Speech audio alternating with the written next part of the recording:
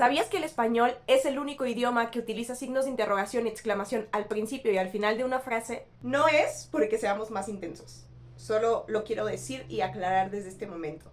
Estas cuestiones en las que se les quieren atribuir ciertas cosas culturales a la gramática a veces funcionan, pero a veces no. Detrás de estos signos hay una historia de confusión, de claridad y un poquito por ahí de la Real Academia Española de la Lengua. Bueno, un mucho, la verdad. Hola, soy Lingüísticamente Hablando y soy esa amiga que convierte cualquier signo de interrogación o admiración en un dato histórico lleno de drama.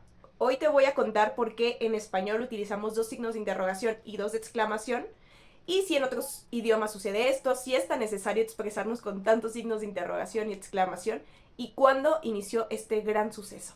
Empecemos por lo básico. En el latín clásico no existían signos de interrogación y exclamación, por lo cual pues se entendía un poco contextualmente si esto era una pregunta o una afirmación. De este modo, las lenguas romances como el español, el francés y el italiano tuvieron que inventar formas de expresar la entonación, es decir, de decirle al lector, aquí estoy diciendo algo que es muy emocionante o estoy diciendo algo que es una pregunta para ti. Se considera que el primer signo de interrogación aparece por primera vez en un manuscrito latino hasta el siglo XI. Este fue el, digamos, antepasado del signo de interrogación actual y se llamaba punctus interrogativus. Este punctus interrogativus era una especie de tilde con un punto, o sea, arriba de un punto estaba una tilde. Y lo que marcaba es que, pues de alguna manera te avisaba que tenías que leer como interrogativa la frase u oración que venía a continuación. El signo de exclamación llega más tarde y se empieza a utilizar juntando la letra I y la O, ya que la I y la O significaba alegría. Entonces esta era la forma de poner un signo de exclamación como lo conocemos actualmente, pero pues estos fueron sus inicios, digamos. Ahí viene lo bueno. En español no utilizamos solamente un signo de interrogación y uno de exclamación, sino que utilizamos dos. Y el español es la única lengua en la que se utiliza de manera estandarizada, es decir, que está regulado por la academia y es como la forma oficial de hacerlo, el poner un signo de interrogación o exclamación desde la apertura hasta el final. Ahora sí, en 1954 la Real Academia Española de la Lengua publica su segunda edición de la ortografía de la lengua española, en donde promueve el uso de los signos de interrogación y exclamación de apertura. ¿Cuál es la razón por la que se tomó esta pequeña decisión? La razón es muy simple, y es que se quería que el lector desde un inicio supiera con qué entonación leer lo que estaba escrito. Pensemos en una frase súper sencilla como ¿cómo es que no vas? Para leerla en textos escritos no es lo mismo ponerla así sin ningún signo de interrogación o exclamación que ponerla con ellos, y esto pues nos permite y nos facilita la lectura, lo cual nos ahorra un poco de tiempo para razonar si esto se utiliza con un sentido exclamativo, interrogativo, afirmativo, etc. Aunque es importante decir que no es lo mismo cuando lo estamos hablando, así como yo se los estoy platicando, que cuando lo leemos, porque cuando lo leemos podemos ver pues sí, las cosas que cambian en el sistema escrito con respecto al sistema oral, ¿no? Porque aquí yo estoy haciendo movimientos, estoy cambiando como el tono de mi voz para darle esta expresividad, pero en la escritura no teníamos eso, entonces necesitábamos tener pues una opción, y esta opción fueron los signos de apertura y de final.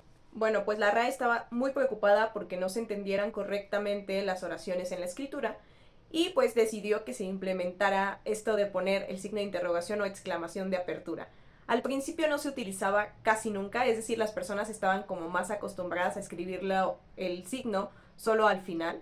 Sin embargo, con el paso del tiempo, con la imprenta, con la educación y con la implementación de estos signos cada vez más frecuentemente, pues hizo posible que las personas empezaran a utilizarlo y que estuviera muchísimo más normalizado en la sociedad, en las personas que tenían acceso a la escritura. Porque cabe señalar que este es un punto muy importante. No todas las personas han tenido históricamente el acceso a poder escribir y conocer la lengua escrita.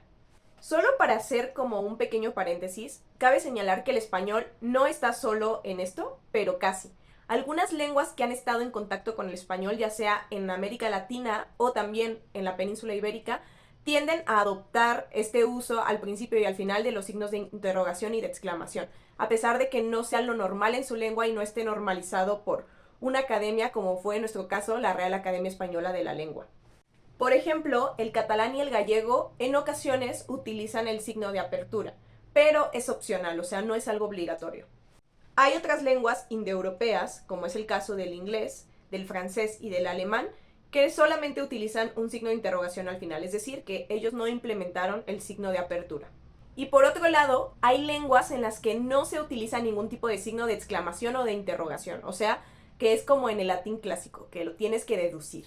Por ejemplo, en chino mandarín actual sí se utilizan los signos, sin embargo, en el chino que era clásico no se utilizaban porque no se consideraba necesario, así como en el latín clásico, como ya mencioné. Y en japonés, por su parte, se ha implementado el uso de los signos de interrogación como los conocemos en Occidente por influencia de Occidente, no es que sea algo propio del japonés. Cabe señalar, y es súper importante que entendamos como lo variable que es el mundo de las lenguas, que hay lenguas que solamente tienen tradición oral, o sea que no tienen una lengua escrita. Y eso no las hace menos desarrolladas, o sea, son lenguas con el mismo tipo de desarrollo que cualquier lengua que tiene la escritura, solamente que son realidades contextuales distintas. En el caso de estas lenguas, que muchas de ellas son lenguas originarias, lo que se hace es el uso, como lo hacemos en español y otras lenguas, de una variación en el tono y pues como el uso contextual de movimientos que permitan entender la interrogación o la exclamación en el habla cotidiana, ya que no tienen escritura. Además, no hay que engañarnos.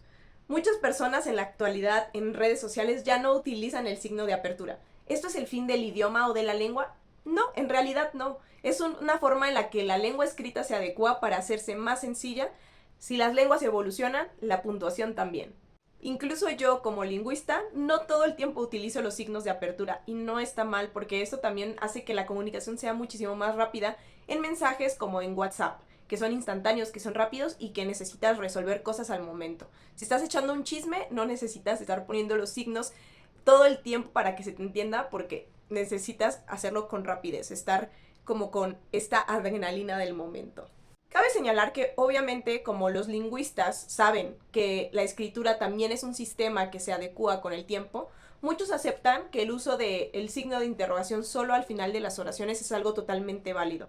Sin embargo, hay muchas personas que apelan a que es una joya del español porque es el único idioma y el primero en utilizar el signo de apertura. Entonces, pues están estas dos caras de la misma moneda. Ahora, cada vez que veas un signo de interrogación o un signo de exclamación, piensa en que está ahí para dirigirte, para emocionarte, para contarte una historia, porque claro que tiene su propia historia, así como muchos de nosotros. ¿Y tú, usas los signos de apertura en tus mensajes? Cuéntame qué opinas, si te gustaría que siguiera utilizándose esta tradición de utilizar los signos de apertura o crees que es algo innecesario. Suscríbete para seguir aprendiendo acerca de lenguas, historia y escritura. ¡Chao!